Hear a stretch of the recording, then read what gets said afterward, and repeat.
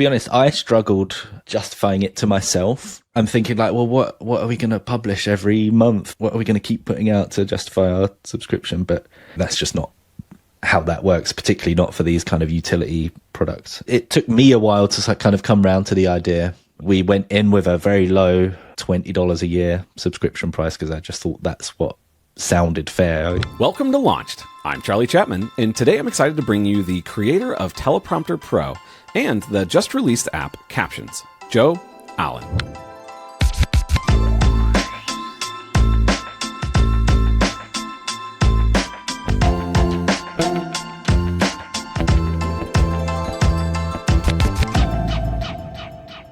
Joe, welcome to the show.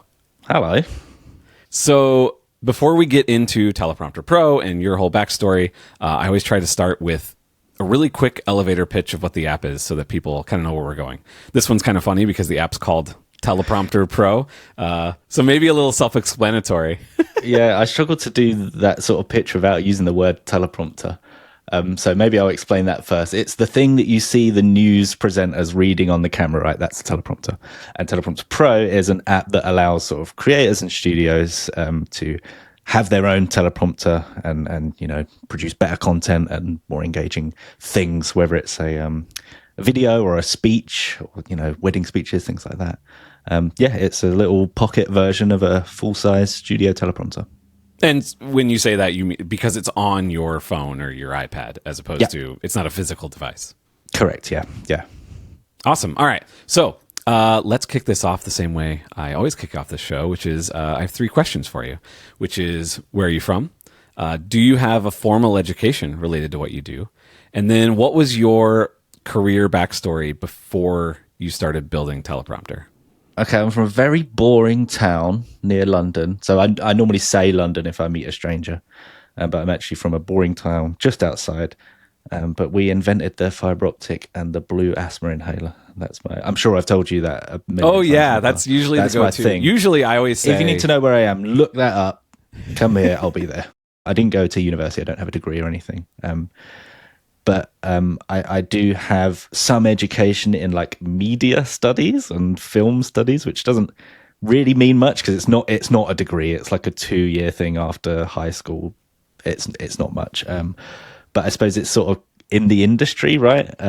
That's what I wanted to get into. It's very interesting how many people I've talked to on the show that their background is in film or animation or something specifically like that. I think there's something about the sort of indie side of mobile app development, or maybe the iOS, you know, Apple's kind of the intersection of science or computer science and liberal arts or whatever that does that. But yeah, it actually seems really relevant in an interesting way. Yeah, I suppose like film and like you say, animation. It's one of those things where you can do it with like $100 million, right? And that's what you see growing up, and you think, oh, I want to do that. And you actually can just do that with a pocket camera or you know, I suppose now you can do animation on an iPad and things like that. So it's one of those interesting things where you can aspire to these like great iconic works of art and be able to do them at home in your bedroom as well. I wonder if that's a sort of similar thing for like particularly app development, but software in general, where we have these like, it's also a blend things of, you know, art and science, right? Like much of film is actually really technical, not what exciting. Tripod am I going to use? Yeah, right, exactly. Yeah, obsession with gear. There's a surprising amount of overlap, and I guess also like we're talking about here, there's a thriving indie scene in film as well, which is about how can you get the same level of artistry at a way smaller budget with a small team and do something that's still impactful. That's interesting. Okay, so you have a background in media then. And then is that what your career took off in then? Was that what you were doing initially? Well, it's interesting actually because, immediately after... we call it college here, but it's not university. Immediately after college, I sort of started doing freelancey style.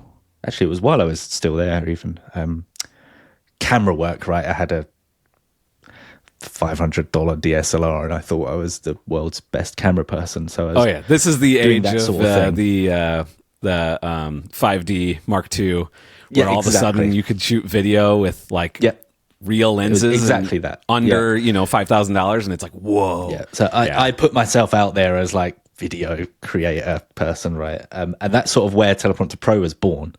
But I did actually have like a real jobby job for I think 7 or so years. And it was along the same lines. It was a little bit more web design and sort of graphic designy. It was for like an events company. We did their websites and their sort of on stage graphics and things.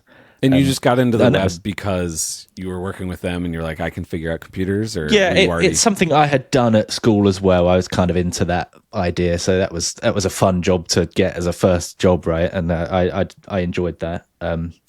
But yeah, so I did have these sort of two things going on where one was more like video production type thing, but it was kind of a hobby that I just enjoyed doing. I liked buying the gear.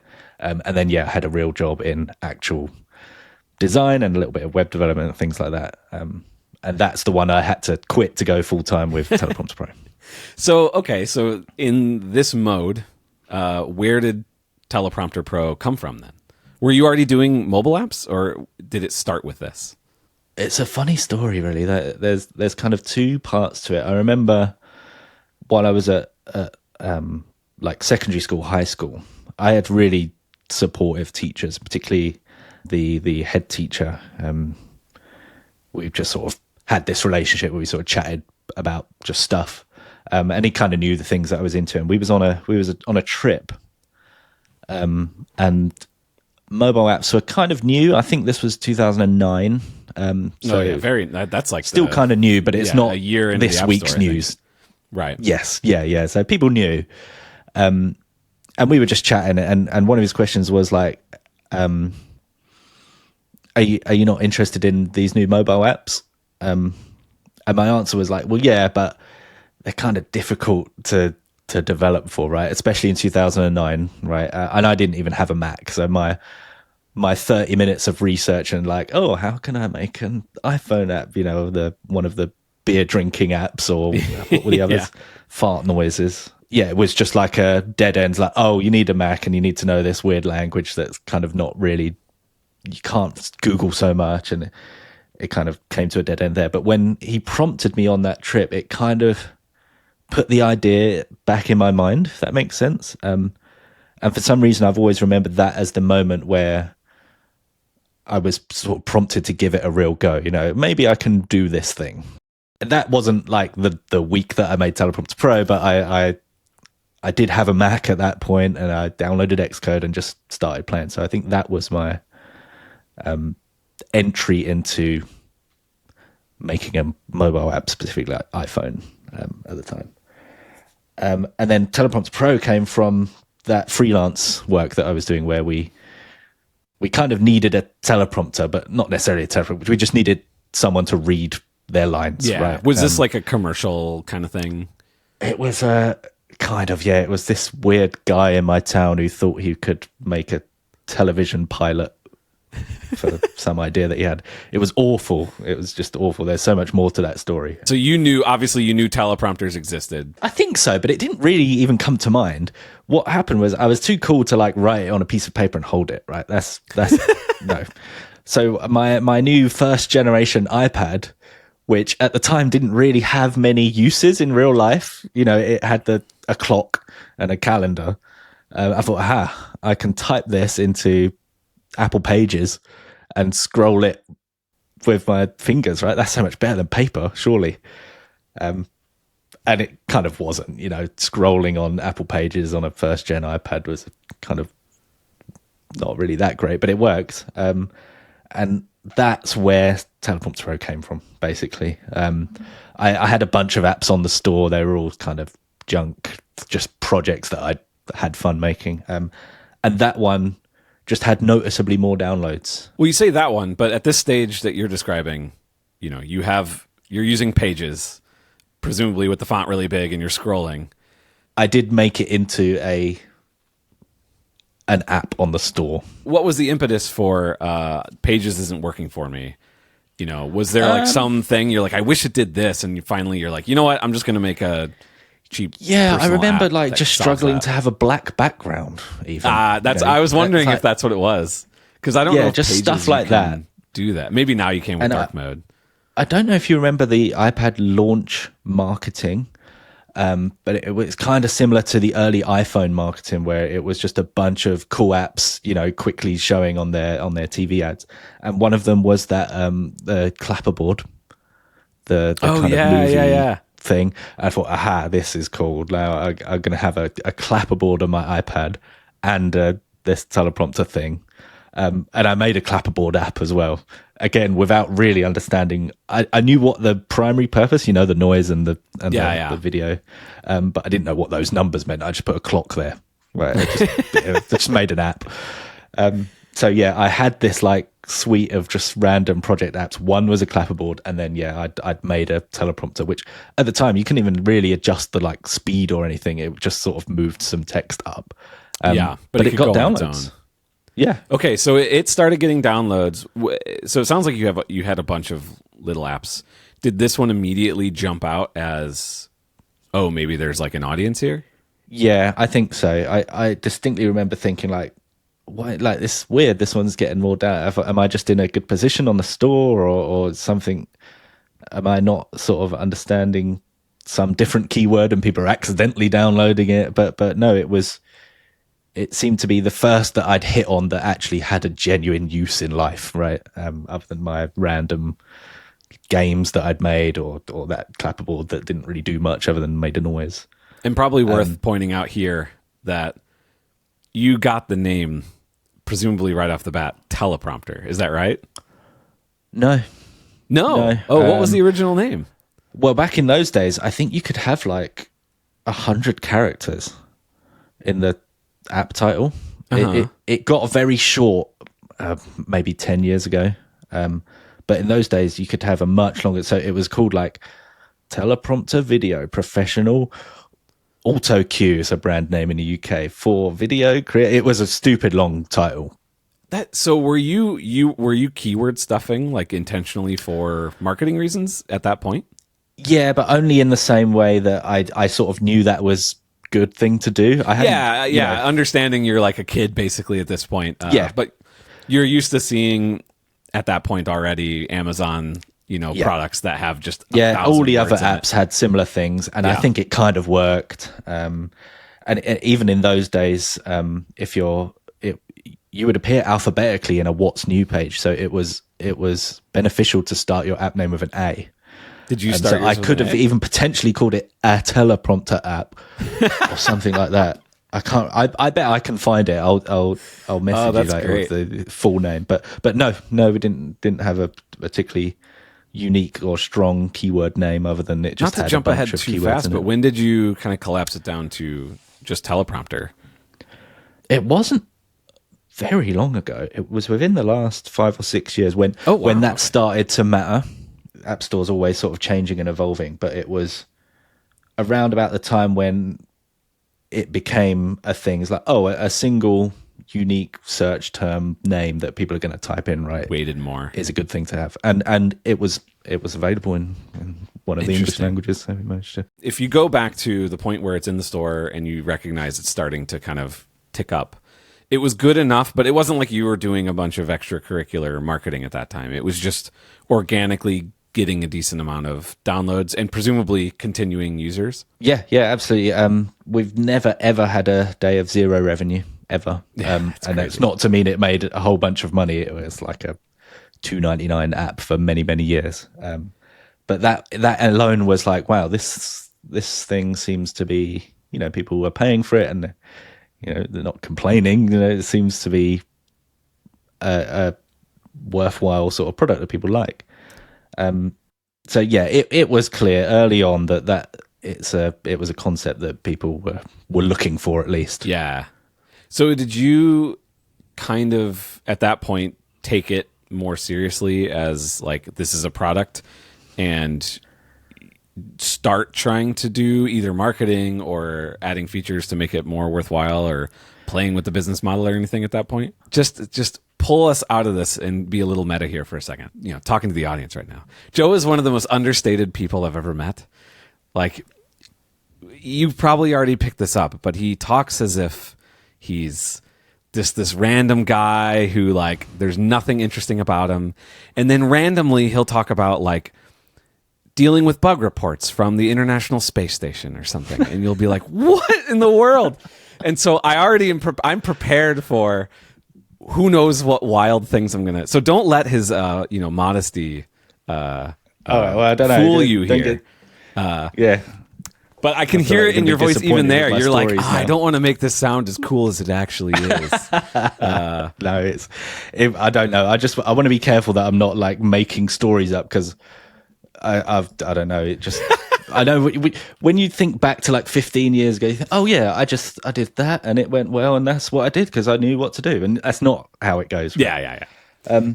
But yeah, from what I can remember, I like the idea of like having a cool product, and being able to like release updates and announce things. I don't know, that was cool. So I like that aspect of it, but I don't know if I'd quite sort of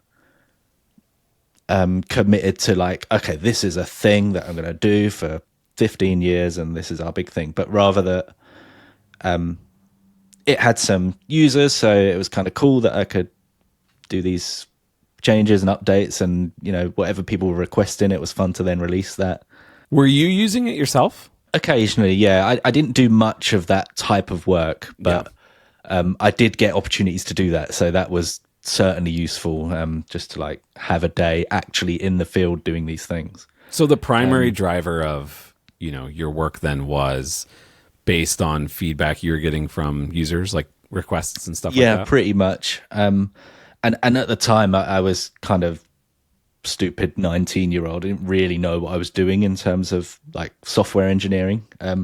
For a very, very long time, all of the data in the app was stored in NS user defaults, but in a wild way. Like the keys just it would be like user script 1, user script 2, user script 3, and I would just like loop through those. Oh wow. Just okay, like it was just, it worked perfectly, but it was just when it came to like introducing a new variable or something, it was just a nightmare. It was just a whole lot of undoing bad work and things. So I kind of struggled with turning it into like a real piece of software that I could iterate on and make meaningful updates to. But that was my thing. So it was like, now how can we introduce a video recording option, so you could record a selfie video at the same time. That took me a very long time to figure out.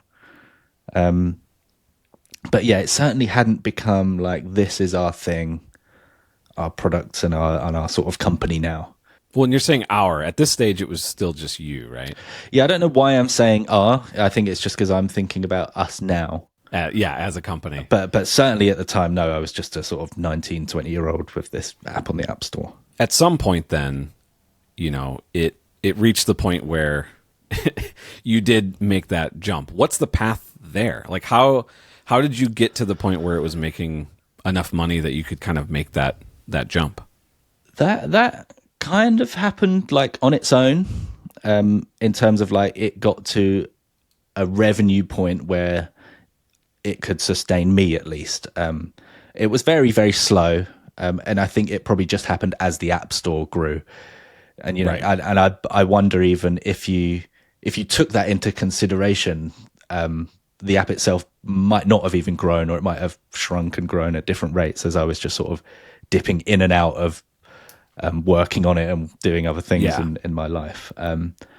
So that kind of happened on its own over a few years, but then I was very, very slow to commit to, okay, this is what I'm gonna do now with my life, and I think it was just that sort of fear of what if it changes or goes wrong, or I don't know what I'm doing. This is like a thing. I think there are different types of people. I think me and you are in the same boat where we assume that literally everything is happening to us and that we're not responsible for any of the success. And when you're in that mode, I think that's actually healthy in the App Store in particular, because there are a lot of factors that can drive users towards you that, like, I know people who, they work on their app all the time. They're always adding features, and they're attributing their growth to the features that they're adding. And that very well might be true, but it's also possible that, I've talked to many people on the show, in fact, that were doing that for a long time. They had a business that was growing, and then very suddenly the bottom drops out and they have no idea why. And it turns out there was some keyword that they were ranking well for, and a small change in the algorithm or a tweak that they made just caused the whole thing to like invert. And then they had to do a bunch of research. It doesn't mean that your business is going to fall apart, but it does mean that like you have to be aware of where that's coming from if you want to solve it.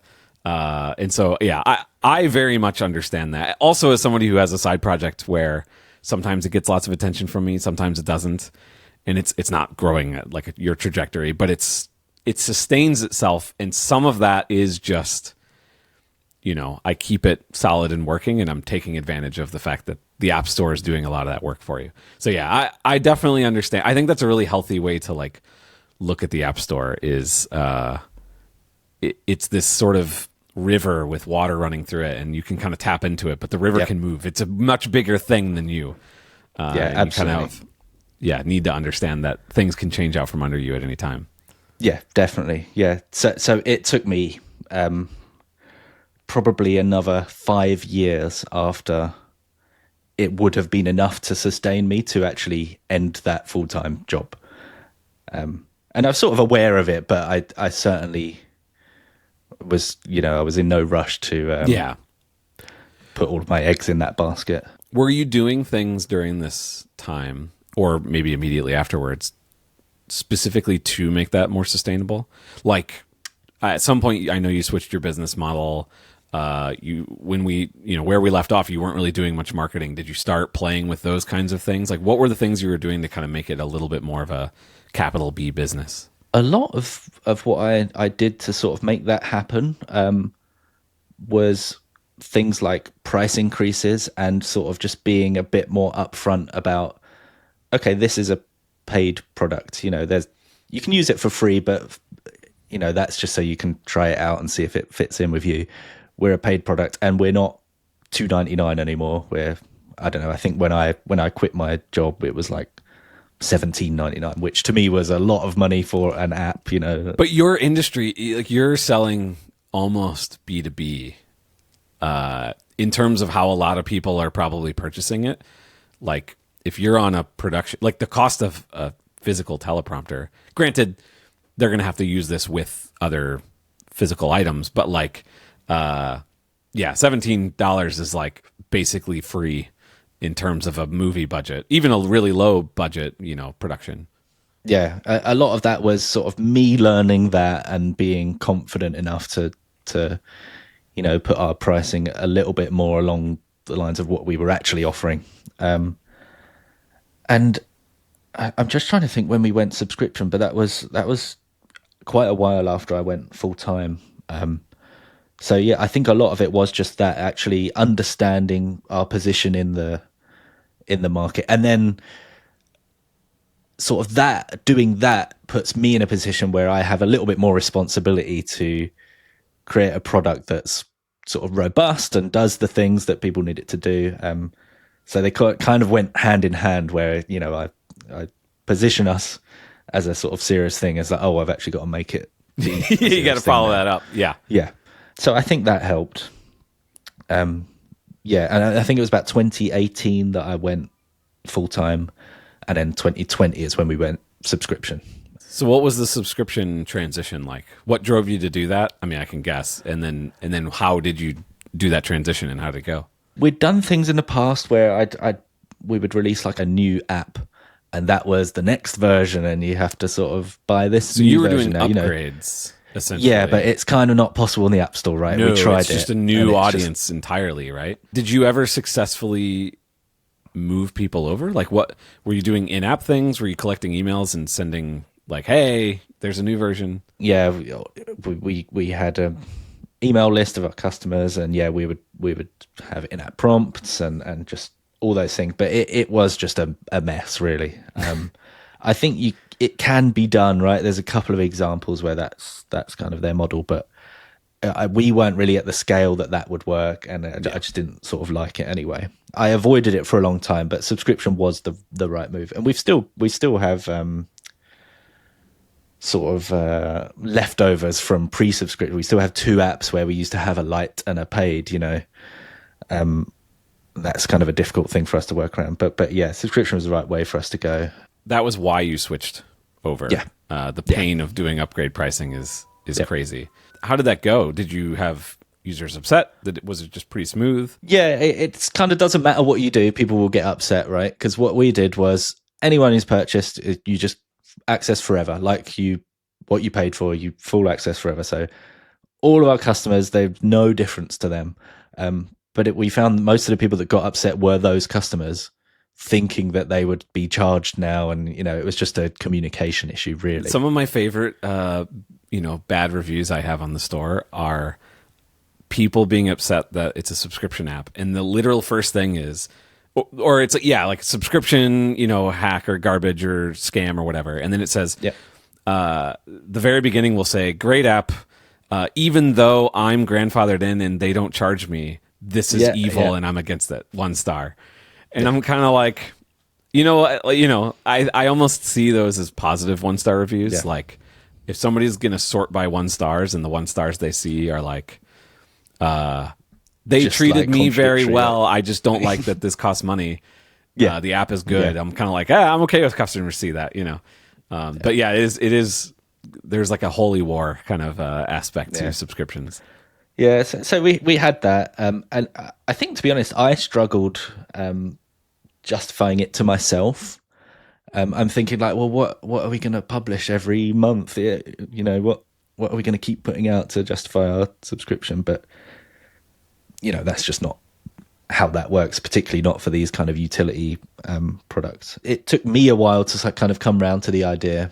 And again, we went in with a very low, like $20 a year subscription price, because I just thought that's what sounded fair. I really was just picking numbers from the sky. Yeah. But yeah, otherwise it was quite smooth. We just used that transaction receipt date to grandfather everyone in, and then anybody else just saw the subscription paywall. And we still today offer a lifetime price. It's basically 3 and a bit years price in it, and that seems to please most people. So it was fairly smooth.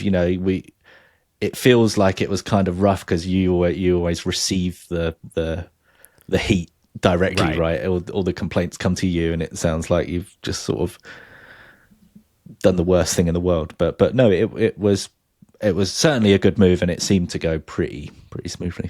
And then after that, was it pretty immediate? Like, okay, this is a little more sustainable. Now we can kind of expand the business. We can get to the part where you saying we and us in our exactly is actually more accurate. I think I was comfortable that it was a sustainable thing to be doing for a while. By that point, I'm kind of 2 years into being full time, and maybe 7 years into it being my main source of income. So I was quite happy with that at that point. But I suppose, you're right. It was about then that gave me then the opportunity to expand a little bit, and things like customer support were actually impacting my life, because I just had so many messages to reply and things. And then, I had a lot of, I cared a lot about making sure either people got the answer they needed or were corrected about how wrong they were.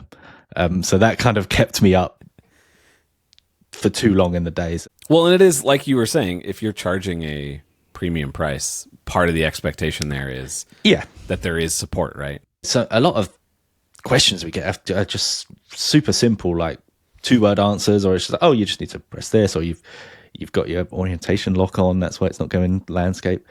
And I sort of feared that would turn into 1-star reviews or just someone abandoning the products. And I don't know why I had so much care for like individual cases, but it was important to me, and that sort of consumed my working day for a long time. So yeah, our first hire was customer support, take care of all of that, and I could go back to trying to build software however I could figure it out. Was that like a freeing feeling once you got that going? Yeah, I think so.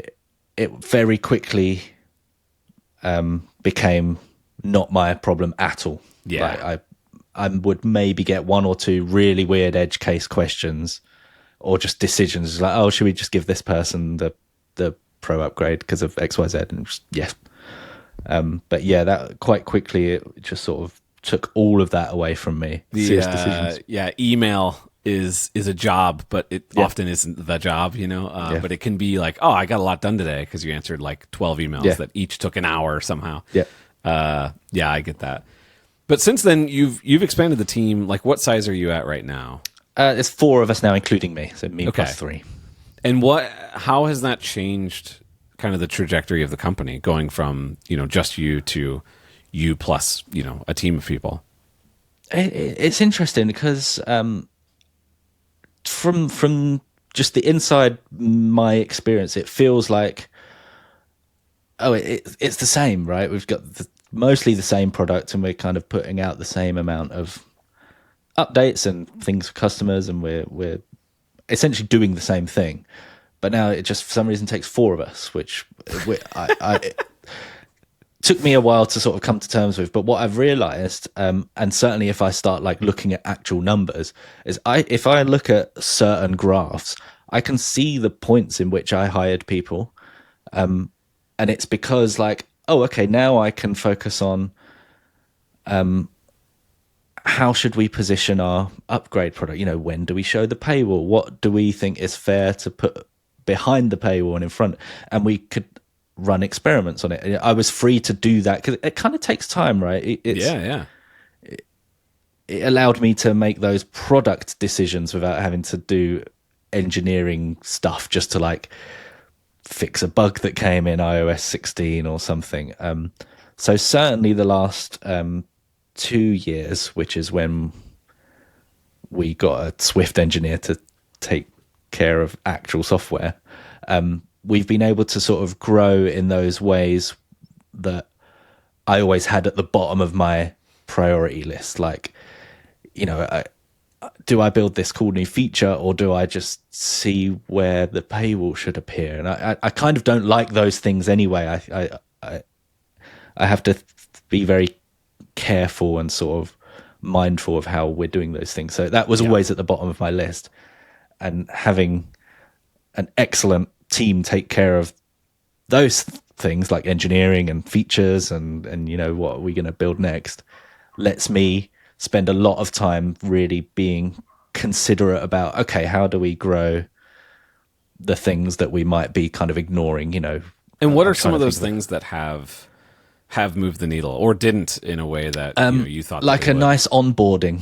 For probably 13 years, our onboarding was just a sign in, you know, log in, create an account. And that was it's like you're speaking directly to me. This has been the top of my should do priority list for probably 3 years. You know, it's kind of, it is important, right? Because it as you say, moves the needle for like growth and things like revenue and retention and things. But really, yeah, I want to be building the things that people are asking for. They're not asking for a better onboarding, especially with a subscription. But even without, it's like I'm always thinking about the current users, and I don't take the time to think about, which quite frankly is the majority of my users are new users, right? Like most people try it for a little while and then bounce, whether free or trial or whatever.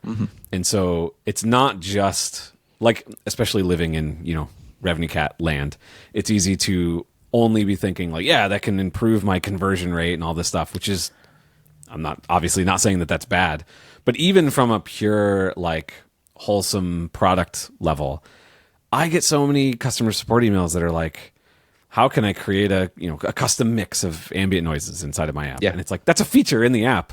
Yeah. And if I literally just had a quick slide that was just like, you can do this thing, even if it doesn't really show them how to do it, just the fact that it says that it's something you can do can go a long way to improve the amount of people who find that feature, right? Absolutely. So it really is like good product work, but it's not satisfying in the same way that I think a lot of sort of product oriented people want work to be satisfying.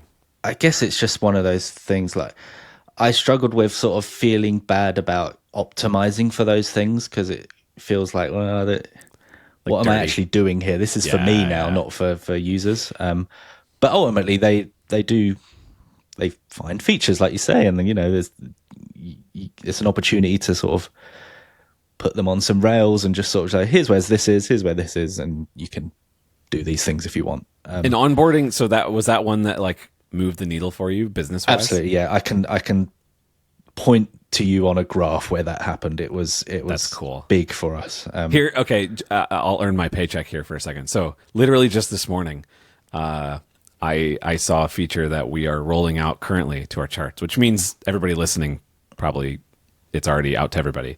But we have a little thing where you can annotate your graphs now. So you can I didn't know that. You could mark. You didn't know, because I literally found out this morning. Excellent. But you can mark. This is when we hired Greg, or this is when Apple featured us, or whatever. And Yeah. it's I literally had to then prepare for this interview, but I already have all these ideas in my head of like, I need to go in and mark when this podcast feature happened or whatever. And it's funny listening to you keep saying like, I can point on the graph, and I'm like, that's like an interesting exercise to do. Obviously, whether you use RevenueCat or not, it's nice that you can mark it on the graph, but just to go back and actually like have, I guess this is another one of those, like when you hire people, you have a little time to do self-reflection, but it's a good self-reflection exercise to go back and like think of the things you thought were important and like look for the signals. Were they actually? And then if you see a weird signal, see if you can pinpoint the real cause of it. Yeah. Yeah, that's pretty cool. So onboarding was one. I know another one, that the talk that you're about to give at Deep Dish, which I haven't seen yet, so I don't know the answers to what you're going to say, but you're giving a talk that has to do a lot with your sort of email marketing that you did with Teleprompter. So can you talk about like what that was and how that's been beneficial for you? Yeah. It's top of mind, so I've got lots of nice sound bites for you. But I'm quite convinced that is the single most important thing I ever did for my career in this company. Wow, more than the ASO. Absolutely, yeah. I mean, wow, okay. It's hard for me to know, obviously, if I'd gone a different way, then maybe. But from very early on, I just sort of asked people for an email address in my random apps that I was making. As part of onboarding? Well, I didn't have onboarding. That's why sort of like thing that popped up. But yeah, I think that was just because I like the idea of being able to like announce cool things to lots of people. And it's just like, obviously it was kind of pointless early on with my just total random, barely functional apps that I'd made. But what that meant was, even very early versions of Teleprompter Pro, we have this nice customer list that we can speak to. So what that means is when we did do, like, we tried upgrade pricing and doing different versions of the app. Actually possible, at least then. Yeah, it was possible. We could send an email and everyone would know, and people would be able to, we'd steer people in the right direction. And I think it's one of those things that allowed me, like how you were saying earlier, to have a bit more confidence that my entire life isn't just balancing on like the App Store search algorithm. Even though it kind of is, if there's kind of some temporary roadblock or something does change, we do have that opportunity to kind of communicate, or just like, hey, we've had to change our name for some crazy reason. Yeah. And like, we're not starting from square one. And there's just, there's lots of examples of that, but that's been really important for us. Do you use that for growth then? Like, are you re-engaging, churned customers and seeing them coming back? A Or is it little bit. more along the lines of, retention, I guess? It's a strange one because we don't actually, even though it's a kind of big part of how we've been able to grow, we don't go too deep on like you say, re-engaging churned subscribers or anything like that. But we do things like when they cancel, we'll ask them why, and just gives us a lot of nice feedback. Or we'll ask them why through an email? Yeah. Yeah. Okay. That makes sense. A couple of days after signing up, we'll just ask them, have you got any questions, or, thumbs up, thumbs down. And then we will personally come back and just sort of chat to customers who have questions, and that's led to a lot of either great product ideas or just sort of fun partnerships or connections we've been able to make. So that's been good. Yeah. How does that contribute to growth? Like, wouldn't this all be downstream from those things? Yeah, I wouldn't necessarily say are super growth contributors, but they've been very good at sort of guiding us in our general direction, which ultimately I suppose means growth. But specifically for growth, we've been able to, when we have like something like I'm just trying to think of a good example. When we went subscription, we could put a bit of a discount and tell everyone, hey, if you've been on the fence, try our subscription because it's cheap this week, and that gives us a big boost. And we still see that bump every year because that's when we sent a bunch of people. Do you do discounts often, like outside of that? About once a year, not necessarily like Black Friday or anything. We've tried Black Friday and it works. I just don't want to be, I don't want an email from Joe Allen to just be like, 50% off, get 10% off, ends tomorrow, don't lose out, so we're mindful not to do that. And you mentioned it's an email from Joe Allen. So, and I've noticed this looking through your app reviews recently, a surprising amount of them say the creator Joe. Yeah. Which is interesting because I never thought of you as much, you think of like Marco Arment or some of these David Smith, like some of these like kind of well-known in the iOS because they have podcasts or, whatever. And you link those two together. But at least talking to you, I always got the idea that like Teleprompter Pro is this sort of industry app. But it sounds like you have made a personal connection in some way. Was that intentional? I've not really thought about it, but I think you're probably right. And we kind of position ourselves how you describe as an entity rather than a person who has an app, right? I often think along the lines of like Procreate. We are this product, right? But yeah, a lot of the communications come from me. So I think some of like what you've read, the App Store reviews, people are kind of happy to have heard from me, or they feel like we've had this sort of connection and we've been able to form a sort of, like a relationship over this thing that they've asked for, and I come back and say, oh yeah, we can do that. Or, have you thought about doing it this way around? And yeah, a lot of those have come from, we've sent like a welcome, thanks for downloading Teleprompter Pro, and people just reply. And it's been great. Almost everything that we try, we've been able to at least have people see it. Not necessarily be successful or make a bunch of revenue, but things that we've tried, we've been able to send lots of people that way, and we either get feedback or it's gone well. And I can't think of how we could have got to where we are now without having that in place, a list of customers that we can send a nice message to. Another thing I'm interested in is, I think whenever we first met a few years ago, you were kind of starting this, I want to go out into the field, so to speak. Yep. Now, obviously, when we met, we were at developer conferences, but I know you go to like film industry conferences like NAB and stuff as well. I'm curious, like your thinking that drove you to kind of think of this as a strategic thing you should start doing, and then how do you feel it's worked out? It's been a few years of you kind of doing that. Yeah, it's interesting because that kind of lines up with what we mentioned earlier is when we hired a Swift engineer. So I didn't have to be always engineering and just working. You being gone for, a week or a few days or whatever, doesn't mean that the business stops. Exactly right. Yeah. Yeah. I to be honest, I can't really remember my thought process as to like, oh, maybe this will be a good idea. Other than just sort of thinking like, oh, WWDC looks cool.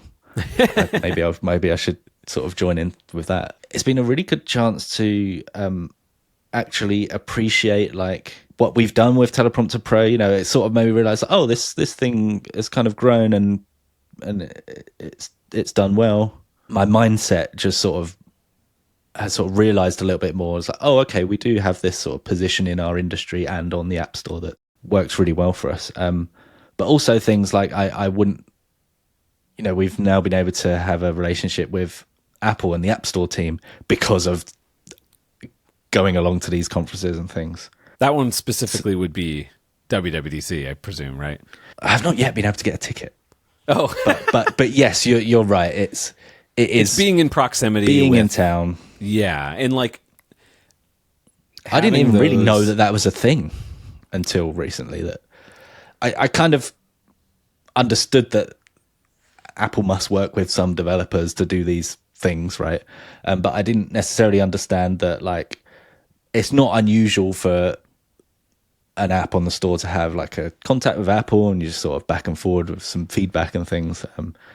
So yeah, that's been really cool. But to be honest, it's just been nice to actually have friends in the industry. I've been doing this for like 15 years and I've not known anyone else in the same industry, even really in like software engineering because I don't work with anyone else. Yeah. So it's been nice to have people in exactly the same industry. And in some cases at events like running into people with the same products, like, it's been really cool. Yeah. Do you feel like that's worked its way into the business? Obviously, having some connections within the platform provider, Apple is useful in that one context, but have you found that like conversations with fellow industry, people, both on the app developer side and on the sort of film side, have those trips contributed to the product and the business in like sort of concrete ways, do you think? Yeah, I think so. I can think of like one or two kind of decisions that I was on the fence about, and even like leaning one way and having had conversations with people, I've fully changed my mind and just sort of, I want to say like they just made me realize what an idiot I was being.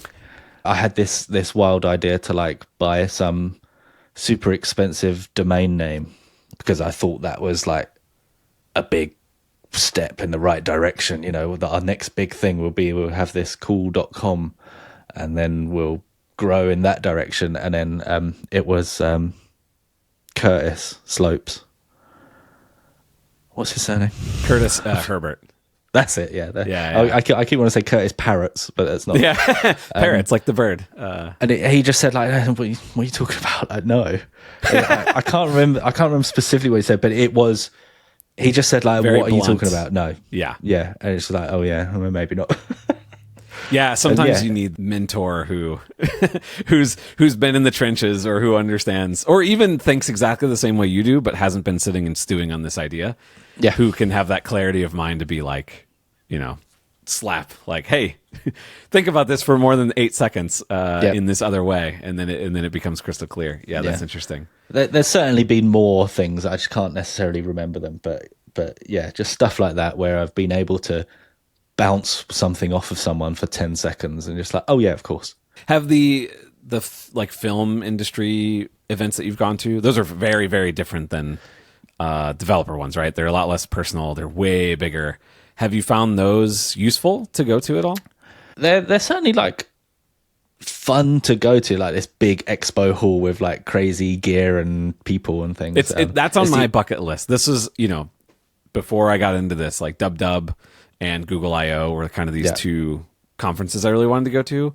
But the other side of me that's always been obsessed with gear, NAB has always been at the top, and Adobe Max. Yeah. Like those are like the two big industry events that I've wanted to go to. So I'm always jealous when you say you've been, and I see the pictures. It is good fun, although I've made less sort of connections there just because of their sheer size. You don't run into the same people ever. You know, you talk like thousands and thousands of people. It's the only place I've ever been recognized. They recognized my T-shirt because I had a Teleprompter Pro T-shirt on. So they didn't really recognize me, but they approached me and, you know, they're just like, oh, we use Teleprompter Pro all the time. That was cool. I felt like a celebrity for about a year after that. And you've been running those, or you're like going as a, hey, we'll let you use our stuff, you know, for free, or watch you use it basically to kind of get feedback? It's more so just a genuine, actual, like, they've just hired me like anybody else. There has been one or two where we just come along and just like, oh, we'll do that and let us bring our things and we'll take some cool photos and things. But no, it's been fun to like actually just be like doing that job for the day. And people don't necessarily know, you know, they don't know or care that Teleprompter Pro is our product. But it's been really cool to, have that hands-on experience and just sort of see. There's a lot of things that people won't ever say. You know, I had the idea to use like Xbox controllers to do the control the scrolling of the text. Oh, right? Yeah. Because you have the but that's not something anyone's ever going to ask for. Right. People tend to ask for what they already know about. It's like, oh, how do I do this thing that I've seen before? And she's like, oh, I've seen that you can use these Xbox controllers for those like camera robot arms. You've seen those, right? Yes. Oh, yeah. It's like, oh, we'll just use that for Teleprompter. Excellent. And it's just, maybe that's not a very good example, but it's just really cool to actually have the time to go and use our product in real ways. That's not just like on my desk imagining how it might be. There's this cool thing. Whenever I had Clemens Strasser on the show like a year ago or so, he talked about going to these big gaming conferences, and they would always have these like indie sections where it was like booths that indies could sign up for, and people could come and like play their game, you know. And with a game, it's obviously easier because it's like everybody at a gaming conference is able to play a game. But like watching people just actually use the thing, kind of raw, and getting their feedback, and it's something that like most of us don't really get. Like our entire view is us using it, or and us using it in weird, you know, non-normal ways, right? Or like feedback we get from email or from maybe family and friends if we're lucky. And Adrian Eves, who runs Community Kit, which is like an alt conference alongside WWDC. I think it's free to go to. He's doing it again this year. And I think he's doing the same thing again. He took that idea and applied it to app developers. And so he does this indie fair thing at DubDub, where people can just set up, there's like a big rectangle of tables, and people can just walk through and like play with people's apps. And it was crazy to see. Obviously, like it makes more sense or less sense depending on the app itself in terms of somebody playing with it live right there. But it's wild how much just having an opportunity to let people come in cold and like play with it. And at an event like that, like, oh, they can't find this button. I need to make it bright red. Seeing them be confused about things that you would just never guess that they're confused about. It's crazy how much of a difference it makes. And sometimes even using the product yourself outside of the context of developing it can give you that same thing where you're like, oh, this makes total sense on my desk. But now it's in the, you know, it's in the teleprompter, you know, physical device, which of course I'm sure you have sitting on your desk as well, but you don't have a giant camera hooked up to it and, you know, focus puller and, you know, all this gear and stuff, and just seeing it in that context radically can change, you know. Yeah. Actually, one of the things that we've done is we now have a studio like 4 miles from my house with like 3 big broadcast cameras set up as if we are doing something and we're not. specifically for that purpose. That's so we pretty can cool. pretend we're doing some sort of big important broadcast. Have you ever used it for? I feel like you should do something with that, like Yeah, marketing or goofy ideas. I think on our user guide, yeah, if you could Google it, but if you go to our user guide, we've got like 2 tutorial videos that are about 1 minute long, and those are shot in our studio. Like way higher budget than they need to be, but we used our teleprompter and we figured out, okay, how do we set this up, and what are we going to do for, I don't know, everything. Now, yeah, that's been really cool. Where my mind's at now is like, when's the next time I'm going to be in London? Like, oh, absolutely, what crazy that's what I scheme want. can I come up if with? you're going to be here, we'll come and shoot something in that studio. Absolutely. Okay. Oh, we need to make that. I need to sit there and chew on It's that. on the train line from London. You'll be perfect. Perfect. Good to know. Good to know. This is the most valuable interview launched episode I've done in a long time. So we talked a lot about Teleprompter Pro, and you mentioned how you don't have to be sitting and doing the normal engineering day to day yourself, and you can think about the product, and the product can keep moving along even if you're distracted by other things. And something you've done very recently, as in this week, is you've actually launched an entire new app. And if I'm understanding correctly, it's pretty much your indie app. This is a Joe Allen production. Is that right?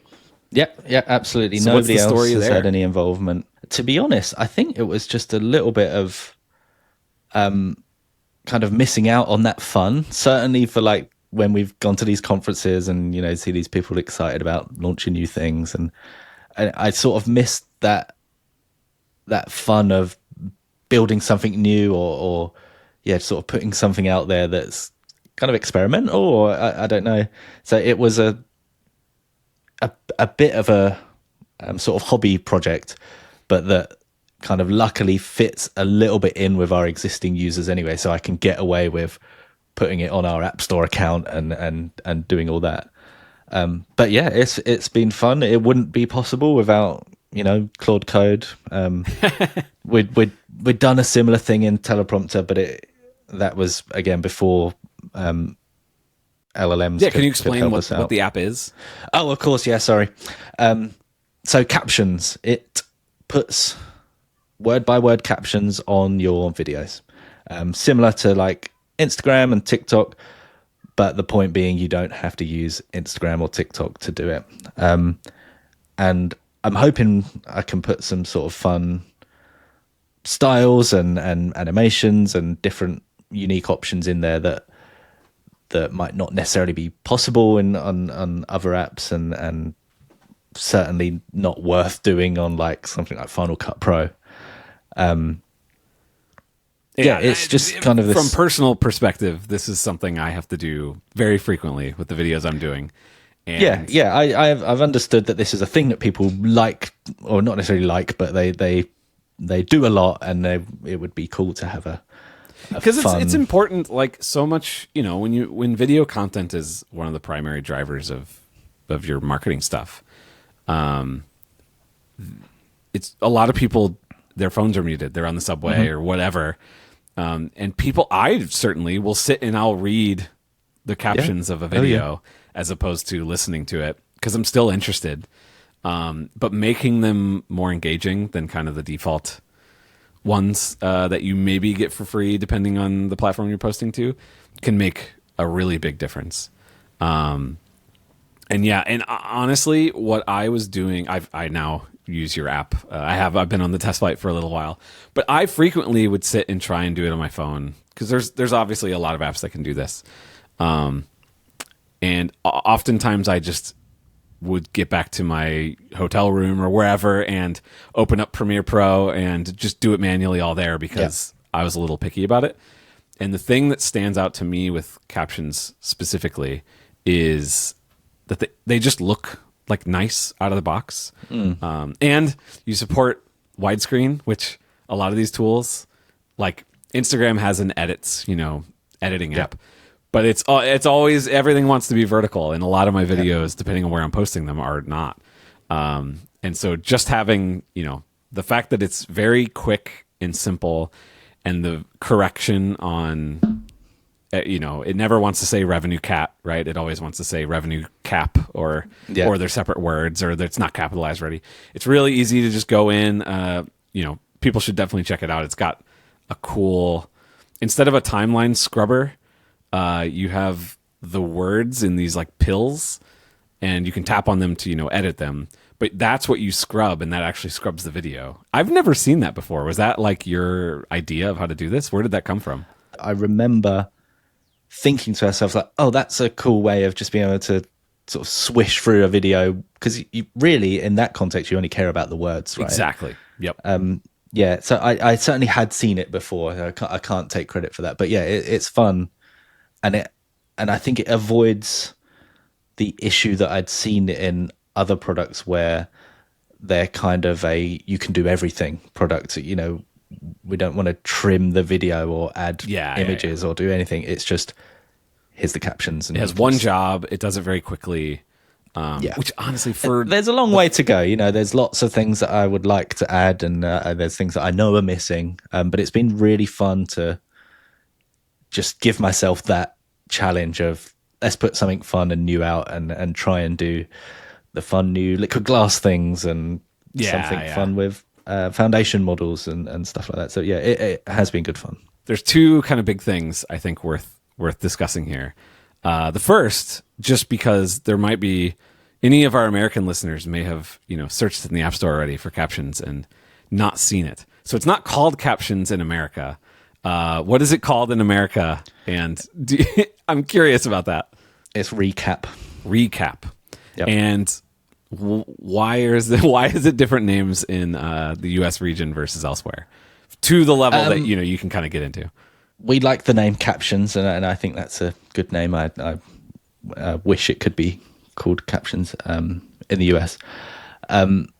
We had a little bit of an issue with an existing trademark, which I think is a non-issue, but I don't really have the what's the word? I don't want to say motivation.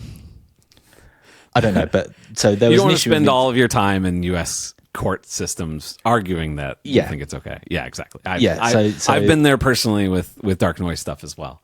Yeah, an existing trademark, which it is a non-issue, but it was expensive, both cash and sort of resources and time to sort of put the wheels in motion to just make sure everything was okay with it. Are you worried at all about it being different names? Did you consider just changing it everywhere? Yeah, I did consider that. I still don't know how I feel about having a different name. But the sort of nice thing is that because I'm considering this as a little bit of a sort of hobby side project, I can take those sort of risks. Not necessarily that it's a risk, but like you can always change. Okay, it. let's just try. Let's try doing different names, see what happens there. So yeah, it's called Recap in the US. It's called Captions everywhere else. And then the other interesting drama with this app is you were very close to releasing it. When was the first time? I think in like January, whenever we were talking, but it kind of got hung up in the App Store process. What happened there? That was still a little bit bizarre, but I think we got to the bottom of it. So I wasn't actually necessarily going to release it then, but what I wanted to do was release for pre-order. Right? Ah, yes. And it released earlier this week for like general download. But yeah, it was getting some really strange rejections from App Store Review. I have to assume that App Store Review is kind of different now. Certainly now, yes, but I think in January in particular was when the vibe code apps mass flood kind of started. Right. So like now it's a big deal and App Store times are slow, but it's like it's an issue that they've been wrestling with for a couple months. I think in January was when they first started getting hit, maybe even unexpectedly, with just the amount of apps. Not that vibe coded apps are by nature bad, but many of them are bad, and so there's this kind of whoa, what are we dealing with here? Yeah. So to just like to sort of build the story, the app in my opinion, is not a vibe coded app. Like, Yeah. I know what I'm doing to a certain extent for how to build apps and work with Swift. So it's a Xcode project, and I created all the files and considered data models and everything like that. But I did use Claude Code to sort of do a lot of the heavy lifting of just typing out a bunch of stuff that I can't be bothered to type out. And it certainly helped with things like the video rendering pipeline and things that are beyond my ability. So in that context, it kind of is a vibe coded app, right? So there's that part of it. And on the surface, at least as far as I'm concerned, it doesn't appear to be a vibe coded app, right? It doesn't have the purple gradients and yeah, well, things and like to that. be clear, it being vibe coded is not a violation. Absolutely not either. No, no. But yes, using just, the app, it feels like, honestly, it feels like a Joe Allen app. Like it's got that. Yeah. You know, I spent level of lots of polish you time would doing expect. nice UI design and Swift UI in a lot of cases, and then UI kit where it needs to be. And an awful lot of that was just me doing my thing to the extent that I know how to do it. And you're right. Vibe coded apps are absolutely not an issue. It just helps with my story for this rejection. Right. It was otherwise quite normal, and it had one or two rejections for the standard thing that a new app will be rejected for. So I think it was along the lines of like specifically how the privacy policy was linked and things like that. The typical. I'd bundled them into privacy and terms, and they wanted them as separate links. So fine. You know, it's totally to be expected, especially for a new app. They seem to get a bit more scrutiny. And then we got this rejection for under the broad category of spam, which in itself was a bit of a problem because it was a very broad rejection. Right. It's like, okay, if you read those guidelines, and there's a lot that it covers. Yeah, it encompasses like copycat apps and apps that we don't need any more of. And then importantly, it was template apps, low effort. You know, you've not really put any effort into this. You've just put some code that you found up on the store. I was about to say, a lot of times these are like GitHub repos that people... Exactly, yeah. You know, people make a tutorial and they just download it, give it a different exactly, name. That's the thing that it was rejected for. And that's not the case, right? I'd spent, yeah. As someone who's gone through a lot of caption apps, I can assure you, your app does not look like other caption apps. Exactly. So I had a lot of back and forward just sort of saying that. And it's like, no, look, I've done these foundation model things, and we spent a lot of time on the UI here, and we're following guidelines here, and it's not a template app, you know, and it was just the same rejection coming back. Spam, copycat, don't need any more template apps. So we had a lot of trouble with that. Weirdly, it sort of prompted me to make the app a little bit better. I was trying to sort of, okay, maybe they've got a problem with this screen. Quality. I'll make it a bit more unique, even though I think it should be this way, whatever. And essentially it came down to a couple of things, but we found out because we arranged the telephone call. You know, you can request a telephone call from App Store Review. Have you ever done that? I haven't, and I think most people don't even really realize that that's a thing you can do. Yeah, it's like a tiny line at the bottom of your rejection, and I think you have to have... I don't know, but I don't think it's always there. Yeah. Under certain circumstances, a line will be added to the bottom of your sort of rejection email. So it's like, if you want to talk more about it, you can request a call here, and it's just a little like hyperlink to a thing. So I did that, and it was great. I got a call from a real person, and it was surprisingly like human, even for like what you'd expect from Apple. So what happened was he called and just said, "Yeah, I'm calling about this Captions app," and he said, "We've spotted it's a code issue.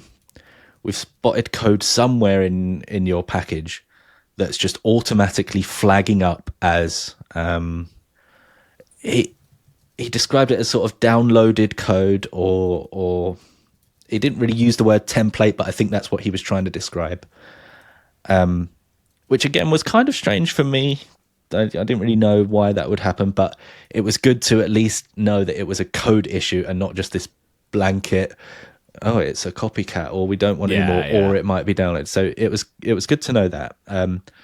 I get the impression that this person genuinely didn't know exactly what's triggering it, other than he just could see a code trigger happened. Right.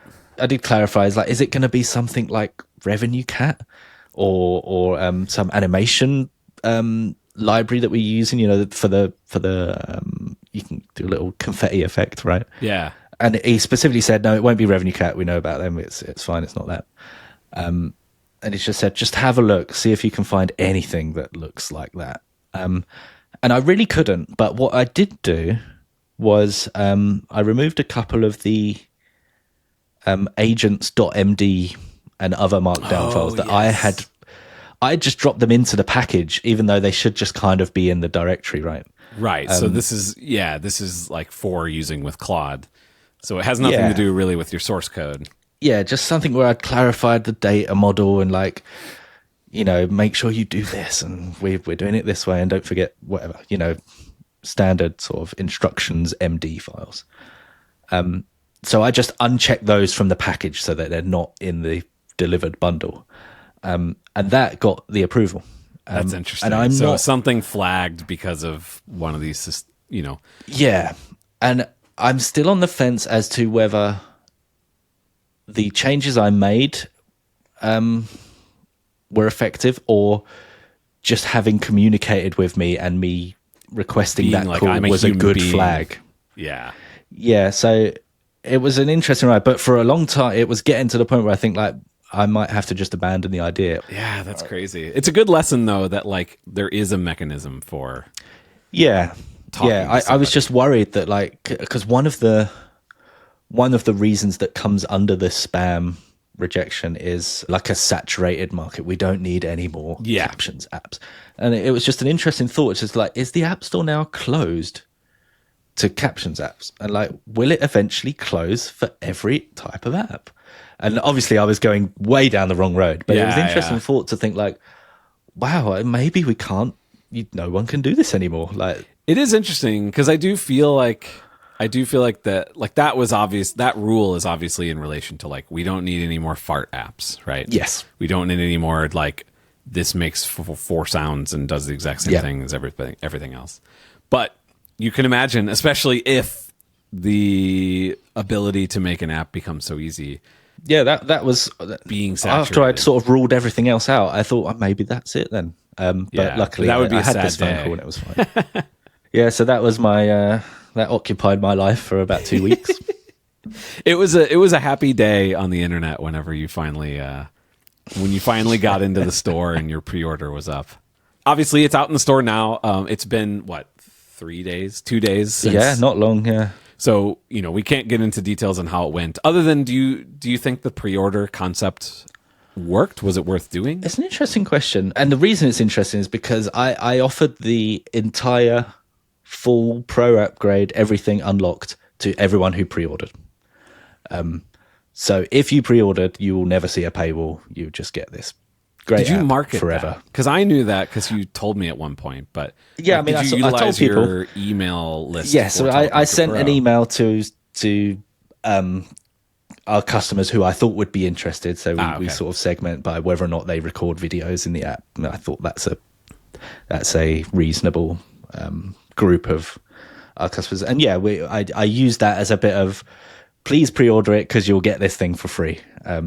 I think it's nice to give a bit of an incentive and reward people for supporting my new thing. I think the first version is going to be the worst version of this product, right? So you can have it for free.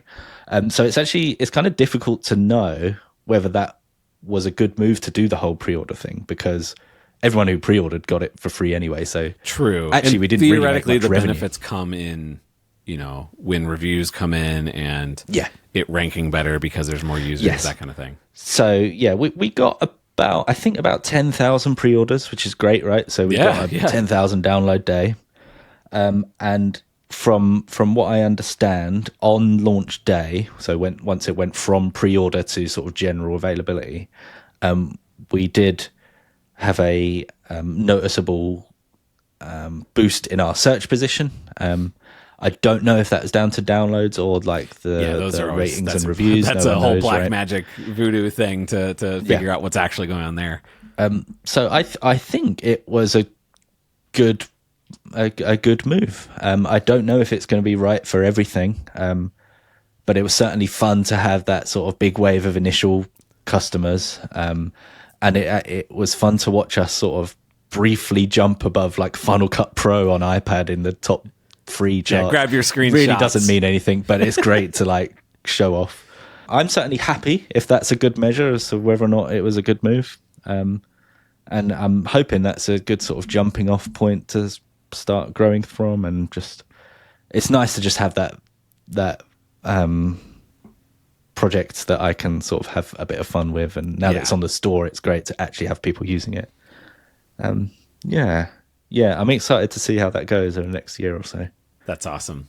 Yeah, maybe I'll have to have you on in a couple of years as like a follow up, for this massive. Yeah, I've got some pins as well. In fact, they'll be rare in America because they say captions and it's called recap. Ooh, but I've got some exclusive pins. If you find me in the wild, developers listening, I have pins for you, and I don't know, you can give me a nice review on the store. I'll give you a pin. Perfect. All right. Well, I'm going to go ahead and start landing this plane, which means excellent. I need to ask you the question I ask everybody in the show, which is, what's a person or people out there that have inspired you in your work that you'd recommend others check out? I'm going to talk about a well-known Austrian artist called Clemens. Ah, yes. So good. He might be my favorite person. I want his products and his sort of life and all of his friends. So I don't know. Is that a good enough answer? I think honestly, Clemens is such a great. This is Clemens Strasser. There is this sort of era of the indie developer scene that feels like it's kind of lost. With the great splitting up of all the social networks, everybody kind of has moved into their little hovels, and I'm in a lot. I was fortunate enough to kind of make a lot of these friends early on when everything was still kind of more centralized. So I'm in a lot of these groups, but it doesn't feel like there's as many people just publicly sharing their wins in a way where you feel like you're going along for the ride. Like most people, outside of kind of it being sort of scammy feeling, most people I feel like once they have a decent success, they're almost embarrassed of it and they kind of shut off a little bit. Yeah. And I feel like Clemens, I don't know, like he's one of those people that every new milestone he hits, I feel like I got to take part in, even though I have literally nothing to do with it. He's very good at that. And then, if you've met him in person, he's just one of the like nicest, most fun to talk to people. Yeah. I think that's a good pick. And if you want to learn more about Clemens, there's an episode of Launched from, I don't know, last year or something like that, that you can go to. But no, for real, he's great. Have you played Art of Flora with volume on max? With volume on max? Wow, just like with the volume on, certainly. Just going for it, yeah. The sound design in all of his stuff right? is so good. Yeah. He has a very calming, chill, aesthetic that I find. Also, some of the best merch in the indie. I know. I want a merch store. Have you seen his? He has hoodies that just look cool. Yeah, cool. Very good.